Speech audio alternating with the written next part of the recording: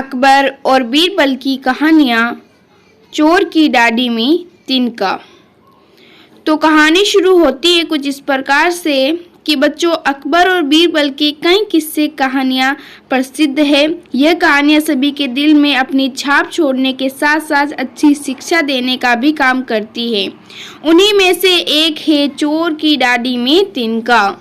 एक बार की बात है, बादशाह अकबर की सबसे प्यारी अंगूठी अचानक गुम हो गई थी। बहुत ढूंढने पर भी वह नहीं मिली। इस कारण बादशाह अकबर चिंतित हो जाते हैं और इस बात का जिक्र बीरबल से करते हैं। इस पर बीरबल महाराज अकबर से पूछते हैं, महाराज, आपने अंगूठी कब उतारी थी और उसे कहाँ रखा था? बादशाह अकबर कहते हैं, मैंने नहाने से पहले अपनी अंगूठी को अलमारी में रखा था और जब वापस आया तो अंगूठी अलमारी में नहीं थी।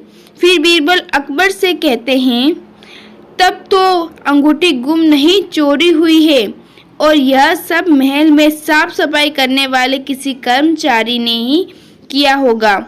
यह सुनकर बादशाह ने सभी सेवकों को हाजिर होने को कहा।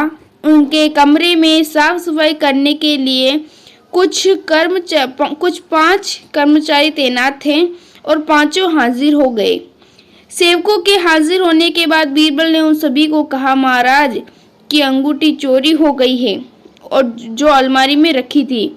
अगर आप में से किसी ने उठाई है तो बता दे, वरना मुझे अलमारी से ही पूछना पड़ेगा। फिर बीरबल अलमारी के पास जाकर कुछ फुसफुसाने लगे। इसके बाद मुस्कुराते हुए 5 सेवकों से कहा, चोर मुझसे बच नहीं सकता है क्योंकि चोर की डाडी में तिनका है।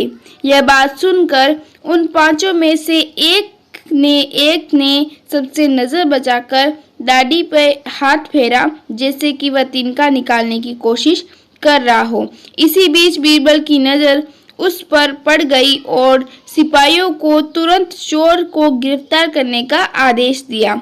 जब बादशाह अकबर ने उसे सख्ती से पूछा तो उसने अपना गुनाह कबूल किया, बादशाह की अंगूठी वापस कर दी। बादशाह अकबर अपनी अंगूठी पाकर बेहद प्रसन्न हुए। चोर की डाडी में तिनका कहानी से सीख। इस कहानी से हमें सीख मिलती है कि ताकत की जगह दिमाग का इस्तेमाल करने से हर समस्या का समाधान मिल सकता है। वीडियो कैसा लगा कमेंट करके जरूर से बताना।